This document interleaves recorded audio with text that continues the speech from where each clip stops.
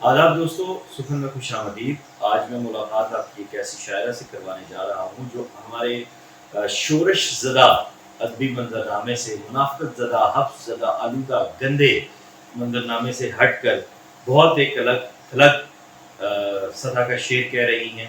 میرے دل میں ان کی بڑی قدر و منزلت ہے، اور میرے دل میں ہر اس جنرل شاعرہ کی عزت ہے جو شعر خود کہتی ہے، شعر پہ محنت کرتی ہیں، بسر کرتی ہیں۔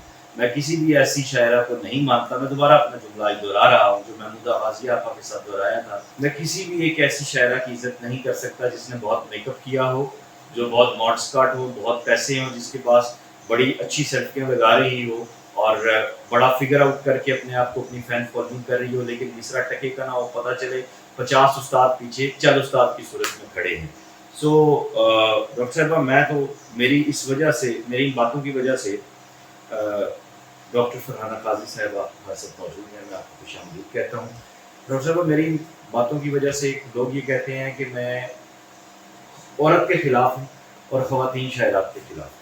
آغاز ہی یہاں سے میں نے سوال اس لیے کیا ہے کہ آپ خود کہتی ہیں، آپ نے ایک سفر کیا ہے اور آپ کا ایک مطالعہ ہے، اور اردو غزل میں عاشق کے تصور پہ آپ کا تھیسس بھی موجود ہے اور کلیتاً جائزہ ہے، اجمالی جائزہ ہے۔ تو آغاز تو ذرا اس پہ روشنی ڈالیں کہ کیا یہ رویہ غلط ہے؟ نہیں، آپ کا رویہ غلط نہیں ہے۔ اصل میں جو مارکیٹ میں اصل کے نام سے 2 نمبر مال بک رہا ہے، جو بندہ اس کے خلاف آواز اٹھائے گا تو سسٹم ظاہر ہے اسے برا کہے گا۔ تو سسٹم سے ہٹ کر کوئی شخص اگر بات کر رہا ہے اور وہ بات حق ہے، تو میرا نہیں خیال کہ اس شخص کو برا بلا کہنا چاہیے۔ اس کی بات سنو، غور کرو وہ کیا کہہ رہا ہے، اس کی بات میں کتنا وزن ہے۔ ہم نے ہر چیز کو گلیمر زدہ کر دیا ہے، تو اب شاعری میں بھی ہم گلیمر لے آئے ہیں، لیکن گلیمر زدہ شاعری زیادہ عرصے نہیں چل سکتی، وہ ختم ہوگی، کیونکہ وہ زندہ ہی نہیں ہے۔ تو جب وہ زندہ نہیں ہے تو وہ زندہ رہ کیسے سکتی ہے؟ تو ایسی شاعرہ ہیں یا شاعرات ہیں یا شاعر ہیں، میں تو یہ بھی کہوں گی کہ اگر شاعر بھی ہیں تو چل نہیں سکتے۔ آپ کی یہ بات بالکل درست ہے کہ نسبتاً شاعرات کے ہاں یہ مسئلہ زیادہ ہے، کام کی شاعری نہیں ہے، شہرت اور مقبولیت اس معیار کہ انہیں مل رہی ہے کہ دکھ ہوتا ہے۔ اسی لیے تو ہم بھی شاید کبھی کبھی میں بھی بدل ہو جاتی ہوں، یہ ہم بھی اسی وجود کا حصہ بننے جا رہے ہیں، تو اس سے بہتر ہے کہ بس ایک کنارے پر پڑے رہو، مت کہو اس فیلڈ میں ہی نہ۔ اچھا، اس میں یہ جاننا چاہوں گا کہ آپ کا بھی ایک شعری سفر ہے، آپ نے یقیناً اس کو پڑھا بھی، سیکھا بھی، سمجھا بھی، شعر کا مطالعہ بھی کیا، تو اس میں آج کی جو خواتین ہے اس کے ہاں مطالعہ نہیں ہے، جلدی بہت زیادہ ہے، اور پھر اس میں ہمارے جو سینئرز تھے وہ سکھاتے تھے، آج کے بھی سینئرز اور پھر جو ہم عصر ان کے نوجوان ہیں وہ انہیں لکھ کے بھی دے رہے ہیں اور ساری اس گندگی کو پھیلانے میں بھی آگے بڑھا رہے ہیں۔ تو آپ کیسے دیکھتی ہیں، کیا گھر سے تہذیب ماؤں نے سکھانا چھوڑ دی ہے؟ پورے معاشرے نے سکھانا چھوڑ دی ہے۔ قدیم دور میں جو غزل کا کلاسیکی دور ہے، جو انتہائی زرخیز دور ہے، اس میں تو یہ سمجھتی ہوں جیسے کہ شاعری اور بالخصوص غزل وہ صرف سخن نہیں ہے، وہ ایک تہذیب، ایک طرز حیات، ایک ضابطے کا نام ہے۔ تو ہم جب ایک تہذیب میں جیتے ہیں، اس تربیت سے گزرتے ہیں، اس تربیت میں میرا گھر بھی شامل ہوتا ہے، اس تربیت میں میرا معاشرہ بھی شامل ہوتا ہے، اس تربیت میں شعر کہنے والا شاعر بھی شامل ہوتا ہے، اس میں ادیب ہر طرح کا شامل ہوتا ہے، تو پورا معاشرہ مجھے ایک تربیت سے گزارتا ہے، اور اس تربیت کے ساتھ مجھے ایک تہذیب ملتی ہے۔ اس تہذیب میں جب میں جینے لگتی ہوں، سانس لینے لگتی ہوں، تو پھر میں وہ شعر کہتی ہوں جو غزل کا شعر ہے۔ واہ واہ! تو اگر آج نہ گھر پر وہ تہذیب ہے اور نہ ہی وہ تربیت ہو رہی ہے، نہ ہی وہ بندہ وہ مطالعہ کر رہا ہے، وہ روایت پڑھ رہا ہے، وہ روایت سیکھ رہا ہے، اس کے ساتھ جی رہا ہے کہ جس روایت نے اس کے اندر وہ تہذیب لانی ہے، تو وہ کیسے وہ شعر کہہ سکتا ہے؟ وہ تک بندی کر سکتا ہے، وہ دوسروں کو متوجہ کرنے کے لیے کچھ ایسے انتہائی سطحی مصرے کہہ سکتا ہے کہ جس میں لذتیت تو ہو سکتی ہے اور اور جس میں جنس کا بہت ہی عامیانہ ذکر ہو سکتا ہے، جس میں جذبوں کا بہت عامیانہ ذکر ہو سکتا ہے، لیکن اس میں وہ رچا ہوا شعر نہیں کہا جا سکتا۔ صحیح صحیح۔ نصرت مسعود آپا سینئر شاعرہ ہیں، ہماری بڑی بہن ہیں، انہوں نے اپنے ایک انٹرویو میں کہا تھا کہ جو خواتین شاعرات ہیں ان کے کام کو نقاد بھی نظر انداز کرتے ہیں، جینون جو شاعرات ہیں، اور مرد شاعر تو ان کا ذکر کرنا بھی پسند نہیں کرتے۔ تو کیا آپ سمجھتی ہیں کہ یہ نظر انداز اس سطح پہ بھی کیا جا رہا ہے؟ ہو سکتا ہے کہیں پر یہ رویہ ہو، لیکن کلی طور پر ایسا ہے، اور پورا معاشرہ ہی ہر جگہ عورت کے ساتھ ایسے کر رہا ہے کہ میں نہیں سمجھتی۔ جس طرح کچھ دن پہلے آپ نے کہا کہ آپ کی کچھ باتوں کی وجہ سے آپ کو خواتین کے خلاف سمجھا جاتا ہے، بالکل اسی طرح سے خواتین طبقے میں میرے بارے میں شاید یہ مشہور ہے کہ میں مظلوم عورت کے پرچار کے خلاف ہوں، کیونکہ میں نہیں سمجھتی کہ عورت مظلوم ہے۔ نہیں، عورت مظلوم نہیں ہے، یہ بات میں تھوڑی سی کھول دیتا ہوں۔ مثال کے طور پر مجھے نہیں لگتا، میں نے نہیں سنا کہ حمیدہ شاہین آپا کے اوپر کہیں پہ تھیسس ہو رہا ہو، میں نے نہیں سنا کہ سیدہ عبدت عطیہ پہ کہیں پہ تھیسس ہو رہا ہو، میں نے نہیں سنا کہ نصرت مسعود پہ کہیں پہ تھیسس ہو رہا ہو، میں نے نہیں سنا کہ کراچی سے جو ہماری شاعرات ہیں ان پہ کہیں، یعنی جو من اور ٹنوں میں تھیسس ہو رہے ہوتے ہیں ان میں 100 میں کوئی ایک ہوگا۔ میں اس پوائنٹ آف ویو سے بات کر رہا ہوں۔ ہمارے یہاں میں اس طبقے کی اس لوکیلٹی کی بات کروں، الحمدللہ ہمارے یہاں ایسے نہیں ہے۔ یہاں پر کھیتی میں جتنی بھی خواتین بکھاری ہیں، میرے خیال میں شاید ہی کوئی ایسی خاتون ہوگی کہ جس پر کام نہ ہوا ہو تحقیق، سندی تحقیق یا ویسے بھی کتابیں جو تحقیق ہو رہی ہیں اور کتابیں چھپ رہی ہیں، تو ایک بلکہ کافی تحقیقوں کا حصہ میں بھی اس طرح سے رہی ہوں کہ وہ جو لنکیج ہے وہ میں بنتی ہوں، کچھ لوگ آتے ہیں کہ فلاں خاتون لکھاری افسانہ نگار، ان کے ساتھ کچھ کانٹیکٹ انٹریکشن اگر ہو سکے، تو میرے خیال میں ہم اس حوالے سے خوش قسمت ہیں کہ یہاں پر شاعرات کے ساتھ کوئی امتیازی سلوک نہیں ہو رہا۔ لیکن میں یہ دیکھ رہی ہوں کہ ملکی سطح پر ہے، ایسا ہے، گھبرا رہے ہیں لوگ، یا ان کو کچھ مفادات چاہیے جو وہ شاعرات انہیں دے نہیں رہی۔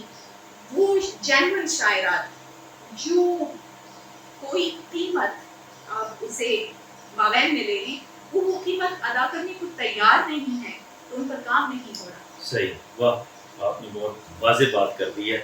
اچھا، اس وقت جو منظرنامے میں، چونکہ آپ نے اردو غزل کی روایت پوری ماشاءاللہ آپ جانتی ہیں، 2000 کے بعد جو غزل کہی جا رہی ہے، کیا آپ اس سے مطمئن ہیں؟ 2000 کے بعد ہمارے ہاں اکا دکا اچھا شعر آ رہا ہے، لیکن ماحول شعری نہیں بن رہا۔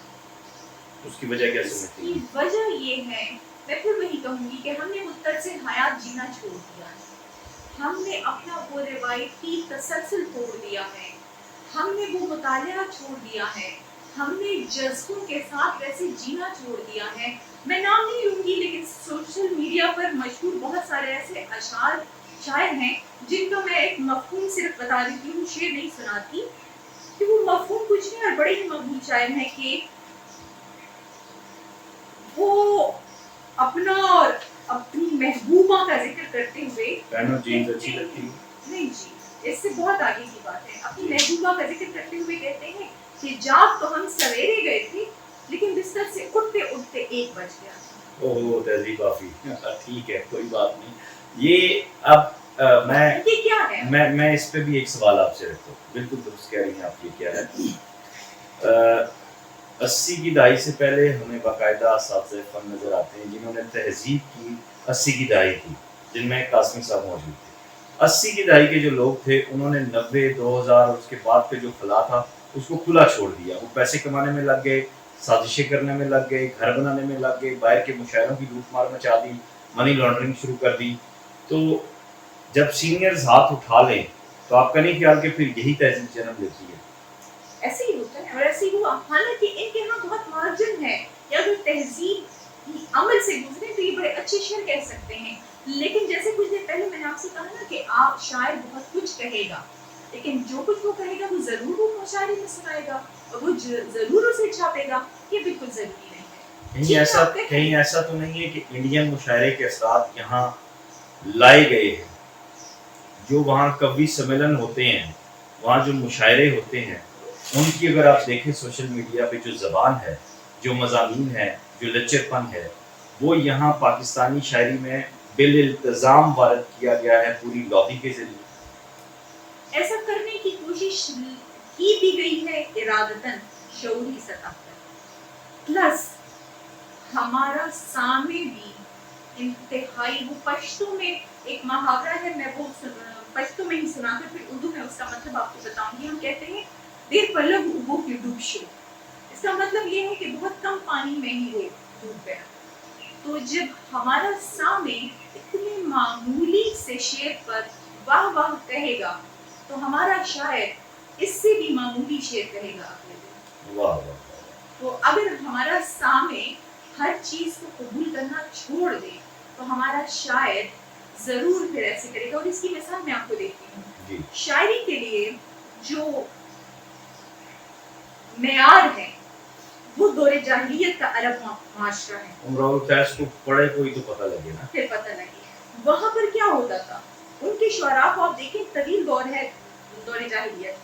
جو شاعر جس اوقاز کے میلے میں، جس بھی کسی میلے میں جو بھی اپنا قصیدہ لاتا تھا، جو بھی شعر لاتا تھا، اگر وہ پسند نہیں کیا جاتا تھا تو وہ اگلے سال اپنا موضوع بدل کر آتا تھا.